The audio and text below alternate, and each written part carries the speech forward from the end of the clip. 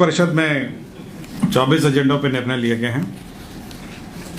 सबसे महत्वपूर्ण निर्णय मैं जानकारी देना चाहूँगा कि दरभंगा और पूर्णिया एयरपोर्ट में जो राज्य सरकार एयरपोर्ट अथॉरिटी के साथ MOU साइन करेगी, उसके प्रारूप पर स्वीकृति दी गई है। तो दरभंगा हवाई अड्डा और पूर्णिया हवाई अड्डा, इन दोनों हवाई अड्डों में जो MOU हैं उसमें मुख्य रूप से ये बातें उल्लेखित हैं कि राज्य सरकार उसमें ज़मीन बिना इंक्रोचमेंट के उपलब्ध कराएगी, इसके कनेक्टिविटी 4 लेन से सड़क का मार्ग की कनेक्टिविटी देगी, बिजली पानी की उपलब्धता सुनिश्चित करेगी, जिसका भुगतान वे स्वयं करेंगे लेकिन उपलब्धता सुनिश्चित करेगी।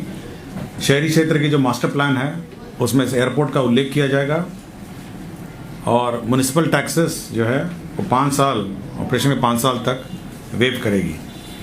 तो यह MOU के पश्चात जो निर्माण कार्य है अब आरंभ हो सकेगा पूर्णिया और दरभंगा हवाई अड्डा का। तो यह एक महत्वपूर्ण निर्णय है जो लिया गया है। पिछड़ा अति वर्ग एवं अति पिछड़ा वर्ग कल्याण विभाग के अंतर्गत संचालित अन्य पिछड़ा वर्ग कल्याण आवासीय +2 विद्यालयों में जो बहाली हो रही है अभी, जो स्नातक शिक्षक या स्नातकोत्तर शिक्षक का जो अभी बहाली हो रही है, बहाली होने तक केंद्रीय विद्यालय के रिटायर्ड एवं नवोदय विद्यालय के रिटायर्ड जो हमारे टीचर्स हैं उनको बहाल कर उनका प्रयोग किया जाएगा पढ़ाने के व्यवस्था में। और जब रेगुलर बहाली हो जाएगी तो इनको हटा दिया जाएगा और उनके स्थान पर रेगुलर बहाली होगी। ऊर्जा विभाग का एक प्रस्ताव था जो समाधान यात्रा में भी चर्चा में आया था और लोगों की मांग थी। चंडी नालंदा में 2/50 MVA का क्षमता वाला 132/33 KVA का ग्रिड सबस्टेशन का निर्माण की स्वीकृति दी गई है।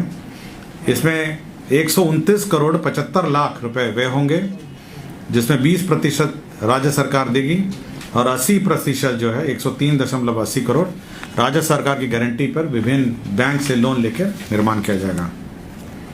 7 निश्चय के अंतर्गत जो विभिन्न हमारे राजकीय अभ्यंतरण महाविद्यालय हैं उसमें वर्ग कक्ष में पुस्तकालय, कर्मशाला, प्रयोगशाला, छात्रावास, इन सब में जो उपस्कर लगेंगे उसके लिए मंत्रिपरिषद ने 150 करोड़ 40 लाख रुपए की स्वीकृति दी है।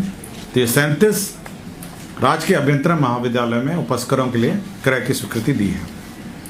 इसी प्रकार 45 राजकीय पॉलिटेक्निक एवं राजकीय महिला पॉलिटेक्निक संस्थाओं में भी 71 करोड़ 99 लाख रुपए व्यय की स्वीकृति दी है। तो दोनों जगह आपके उपस्कर का क्रय, जो लेबोरेटरी है, उपस्कर है, कंप्यूटर है, ये सभी का क्रय की स्वीकृति दी है। खान एवं भूतत्व विभाग ने NIC नेशनल इंफॉर्मेटिक्स सेंटर जो है उसको नामांकन के आधार पर integrated mining management information system, जो कंप्यूटर सिस्टम है, सॉफ्टवेयर है, जिसके माध्यम से पूरा माइनिंग व्यवस्था जो है मॉनिटरिंग हो सकेगा, उसके लिए 4 करोड़ 58 लाख 45,313 करोड़ का व्यय की स्वीकृति मंत्रिपरिषद ने दी है। ये नामांकन के आधार पर NIC को ये कार्य आवंटित हुआ है। राज्य के काराओं में और सुदृढ़ और सुरक्षा सुनिश्चित करने के लिए 238 अतिरिक्त लिपिकों के पदों की स्वीकृति है। लिपिक और यहाँ पे क्लर्क के पद हैं जो इन जेलों में पदस्थापित होंगे, जिसमें निम्न वर्गीय लिपिक 139 हैं, उच्च वर्गीय लिपिक 50 हैं और प्रधान लिपिक 25 हैं। मद्य निषेध सिपाही संवर्ग में अब नए कर्मियों की नियुक्ति के लिए का रास्ता साफ हो गया है।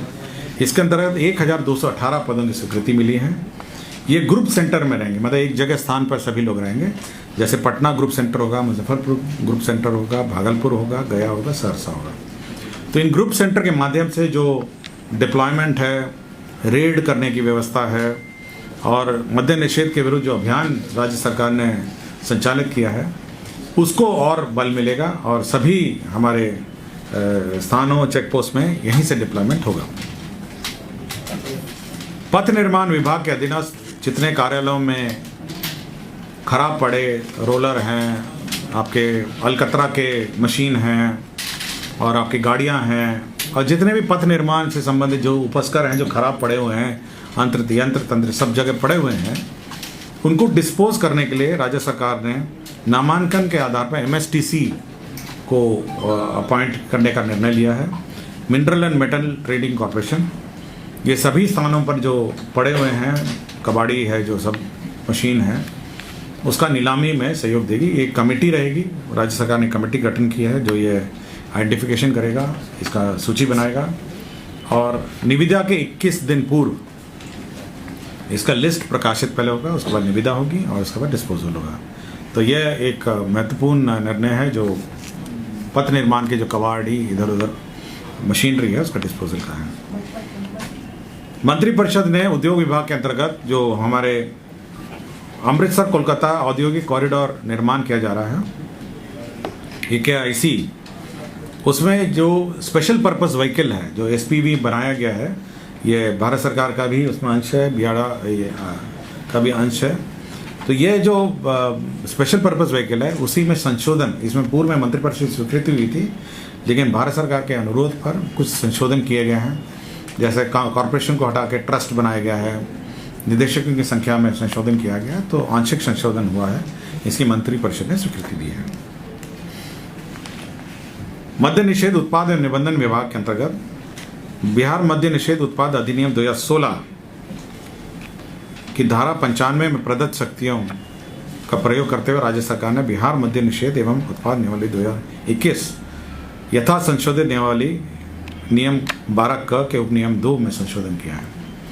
आपको पता होगा कि बीच में एक नियम में संशोधन हुआ था, ये जो 2021 का संशोधन है, कि यदि कोई गाड़ी पकड़ी जाती है तो आधा 50% भुगतान करने के बाद उसको मालिक को वापस किया जा सकता है और उसके बाद न्यायालय का जैसे आदेश हो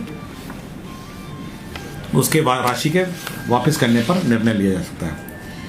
अब यह है कि अब ये जो 50% का लिमिट है इसको घटा के अब 10% हो गया है, कम से कम 10% या 5 लाख रुपए से अधिक नहीं होगी। तो ये एक लिमिट बना दिया गया है कि इतनी राशि वह आपको जमा करनी होगी और यह डिस्ट्रिक्ट मजिस्ट्रेट के यहाँ अपील होगा और वह निर्धारित करेंगे कि यह कितनी लिमिट होगी। तो मिनिमम लिमिट जो है 10 लाख या 5 लाख रुपए से अधिक नहीं होगी। तो ये लिमिट संशोधन में नियम में अंकित कर दिया गया है। पहले होता था कि 50% आप भुगतान करिए और गाड़ी ले जाइए, तो ये लिमिट में संशोधन कर दिया गया। बिहार मद्य निषेध अवर निबंधन सेवा नियमावली 2017 में संशोधन किया गया है और इसका मुख्य कारण है कि जो हमारे कर्मी हैं, जो नियुक्ति कर्मी हैं, उनको हिंदी टिप्पणी प्रारूपण परीक्षा, कंप्यूटर जांच की परीक्षा के प्रावधानों में एकरूपता लाने के लिए निर्धारित प्रक्रिया लागू की गई है। तो कंप्यूटर के ज्ञान की जानकारी हो, इसके लिए यह संशोधन किया गया। स्वास्थ्य विभाग पटना के अंतर्गत बिहार महिला स्वास्थ्य कार्यकर्ता ऑक्सिलरी नर्स मिडवाइफ ANM का संवर्ग नियमावली 2018 संशोधित किया है। इसमें मुख्य रूप से 2 संशोधन है, महत्वपूर्ण संशोधन है। पहले तो है कि अब परीक्षा के माध्यम से ही बहाली होगी। पहले मार्कशीट के आधार पर होती थी, अब परीक्षा के आधार पर बहाली होगी। और दूसरा मेजर संशोधन इसमें ये है कि ये जिला काडर नहीं होकर अब ये राज्य काडर होगा। तो ये 2 चीज़ें हैं जो अब होगा। अब ये डिसमिसल के हैं, मैं एक साथ पढ़ देता हूँ। डॉक्टर नसीम अहमद का डिसमिसल हुआ। यह चिकित्सा पदाधिकारी प्राथमिक स्वास्थ्य केंद्र पंचगनिया थे। डॉक्टर सुमित कुमार थे, चिकित्सा पदाधिकारी अनुमंडल अस्पताल डेहरी थे रोहतास में। डॉक्टर मिथिलेश कुमार चिकित्सा पदाधिकारी सदर अस्पताल आरा में थे और डॉक्टर रंजन कुमार चिकित्सा पदाधिकारी अनुमंडल अस्पताल रजौली में। इन सभी को डिसमिस किया गया। उसका डॉक्टर श्रीमती अनीता कुमारी चिकित्सा पदाधिकारी प्राथमिक स्वास्थ्य केंद्र अरवल, यह भी डिसमिस हुई। तो ये सारे डिसमिसल के हैं। इसके अतिरिक्त एक ध्रुव कुमार है, तत्कालीन अंचल अधिकारी है, त्रिवेणीगंज सुपौल, यह सस्पेंडेड थे, इनको भी बर्खास्त कर दिया गया है 15,000 घूस लेने के आरोप में, यह डिसमिस हो गया। लक्ष्मी प्रसाद साहू हैं, तत्कालीन उप निदेशक, ये इनको डिसमिस किया गया था। न्यायालय के आदेश के आलोक में इनको इनका जो आदेश है निरस्त कर दिया गया है और इनको जो परिणामी लाभ हैं वो दिए जाएंगे। और साथ ही साथ सरकार ने इस संबंध में इसे अपील भी दायर कर रखी है। 2 भूमि स्थानांतरण के मामले थे। एक गया जिला अंतर्गत गंगा जल आपूर्ति योजना जो निर्माण किया गया था, कंपनसेटरी फॉरेस्टेशन में यह समतुल्य ज़मीन जो है यह वन विभाग को 88.19 एकड़ उपलब्ध कराया गया है। और जमुई जिला अंतर्गत एक और दूसरा मामला है जिसमें चिकित्सा महाविद्यालय एवं अस्पताल भवन की स्थापना हेतु 21.46 एकड़ एवं 5.54 एकड़ कुल रकबा 27 एकड़ भूमि उपलब्ध कराया गया। यही निर्णय थे और एक निर्णय था जिसमें एडवोकेट जनरल का जो मानदेय है वो निर्धारित किया गया। धन्यवाद।